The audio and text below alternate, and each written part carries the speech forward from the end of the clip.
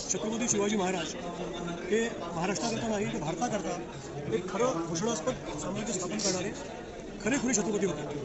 ते पहिले छत्रपती होते ज्यांनी स्वतःच्या नावाची नाणी मुघल साम्राज्याच्या नाकावर टिचून काढली आणि राज्याभिषेकीच्या वेळी होन, चांदीचे होन, सुवर्ण होन आणि तांब्याचे पैसे ही नाणी काढली। छत्रपती शिवाजी महाराज हयात असताना रायगडावरच्या मिंटवर काढलेली शिवराई आहे, याला डॉटेड बॉर्डर शिवराई किंवा शिवराई पैसा असंही म्हणतात। याचं वैशिष्ट्य म्हणजे याच्या एका बाजूला श्री राजा शिव असं लिहिलेलं असतं, पूर्ण डॉटेड बॉर्डर असते, आणि दुसऱ्या बाजूला छत्रपती असा लेख असतो।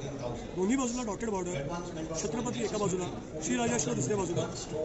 हे वर्णन असलेली भारतातली पहिली नाणी ही छत्रपती शिवाजी महाराजांनी मुघलांच्या आणि ब्रिटिशांच्या नाकावर टिचून भारतात व्यापाराकरता आणली आणि ती 1920 पर्यंत बाजारात चालू होती।